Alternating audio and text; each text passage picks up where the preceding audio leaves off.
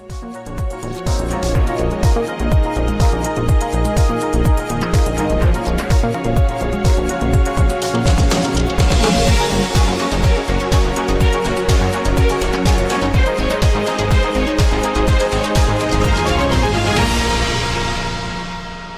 पूर्वी दिल्ली के मुस्तफाबाद विधानसभा क्षेत्र के शिवविहार इलाके में कार्यरत भारतीय जन सेवा ट्रस्ट ने एक सराहनीय कार्य किया है।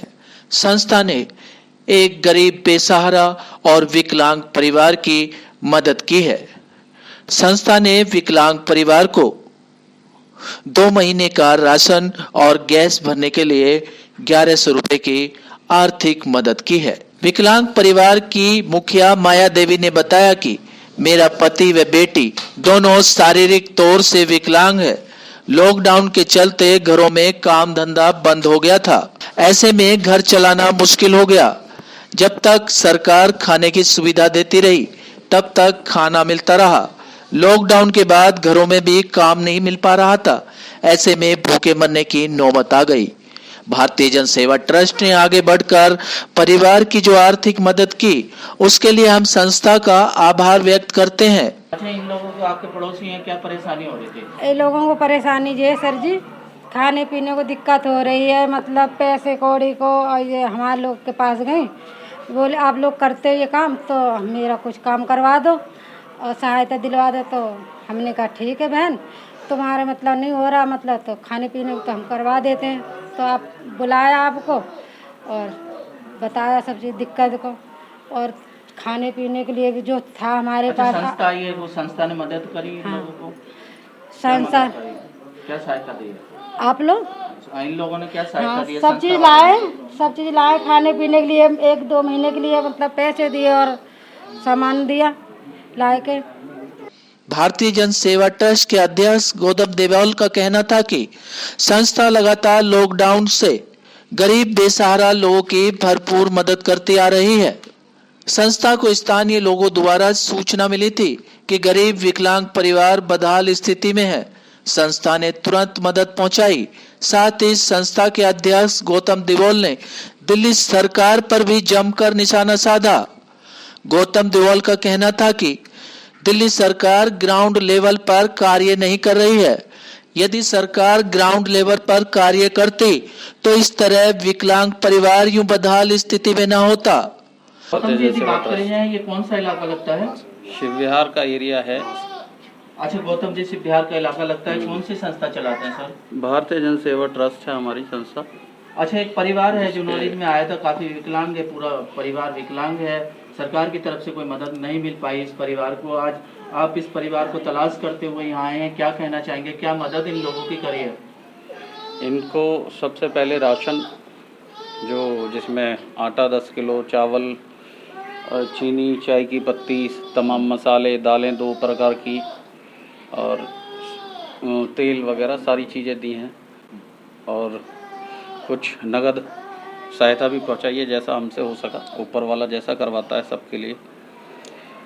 इसमें यहाँ के ही कुछ लोगों के माध्यम से हमें इनका पता चला और इनकी जो अवस्था को देखते हुए हमने जितना प्रयास कर सकती है उतना करा है। आगे देखते हैं इनकी क्या सहायता कर सकते हैं, और सरकार से भी अपील करेंगे इनकी पेंशन के बारे में कुछ हो जाए। गौतम जी, काफ़ी ऐसा है परिवार है, काफ़ी चलने फिरने में असमर्थ है। ऐसे में सरकार को आगे कदम बढ़ाना चाहिए था, लेकिन संस्था ने कदम बढ़ाए हैं। आगे क्या आगे कुछ रणनीति रहेगी, कुछ इनकी पेंशन की या कुछ इनका और आगे कुछ? हाँ, इनके पेंशन के विषय में देखेंगे, इनकी पेंशन में क्या हो सकता है, क्या निकलता है। हमारी टीम एक पूरी देखेगी।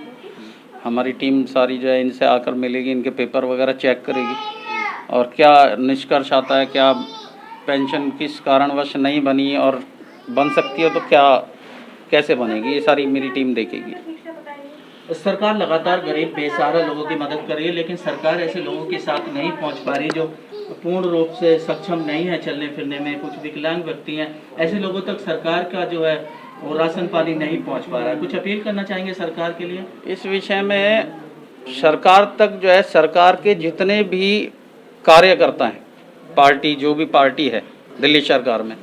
वो कार्यकर्ता उनको दिखता नहीं है कि कौन कैसा है, वो मोहल्ले में हर जगह उनके कार्यकर्ता हैं, उनको दिखता नहीं है क्या कौन परेशान है, कौन क्या है, क्या बात है, क्यों नहीं की जाती मदद। वैसे तो बहुत सारे वादे हो गए, बहुत सारी चीज़ें हो गई, और धरती पे क्या दिख रहा है, ग्राउंड लेवल पर क्या है, ये सब कुछ क्यों है ऐसा, क्यों नहीं ध्यान देते। वैसे तो हम गरीबों के साथ हैं। ये कौन है, ये कौन लोग हैं, ये तो ऐसे लोग हैं कि अपने लिए कमाने के लिए खड़े नहीं हो पा रहे। कौन लोग देखेगा इनको, क्या चीज़ कर रही है ऐसे लोगों के लिए। कुछ वृद्धाश्रम है, बहुत सारी चीज़ें बनाती है गवर्नमेंट, इन लोगों के लिए कोई सुविधा नहीं है। क्यों भाई,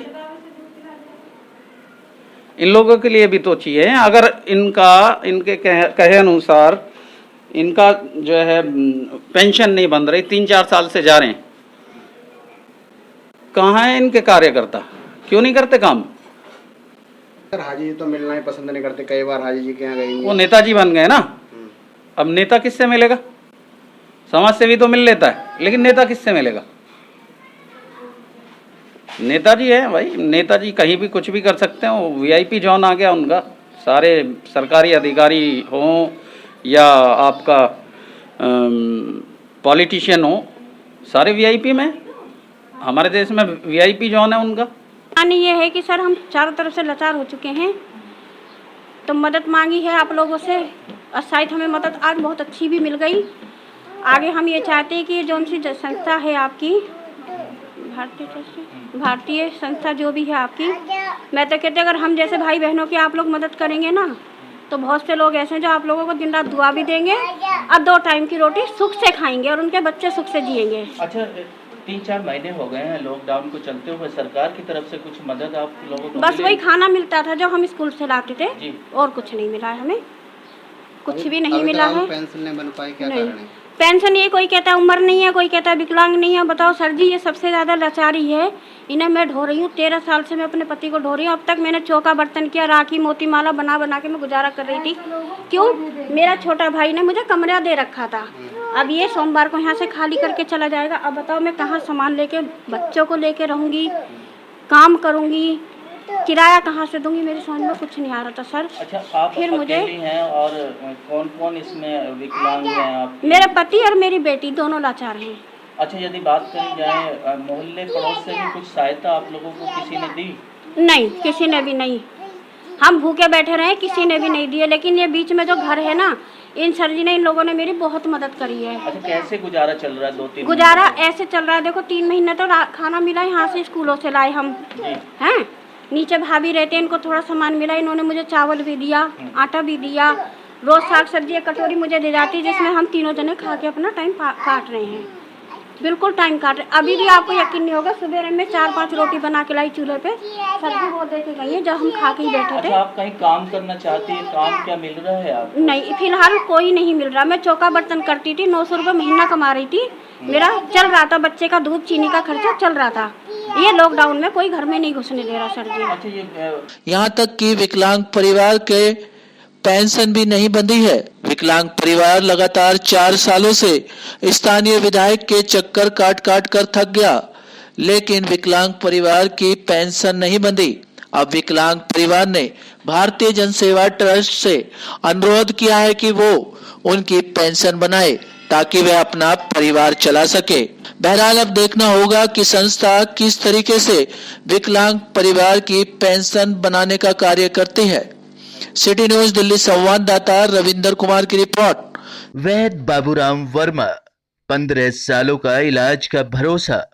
हमारे यहाँ आयुर्वेदिक औषधियों के द्वारा सभी बीमारियों का सुविधाजनक इलाज किया जाता है, जैसे खांसी, सांस, दमा, बुखार, टाइफाइड, मलेरिया, पीलिया, बवासीर, शुगर, हेपेटाइटिस, खूनी बवासीर, पिरमे, श्वापनदोष, लघु शंका आदि का इलाज आयुर्वेदिक पद्धति द्वारा किया जाता है।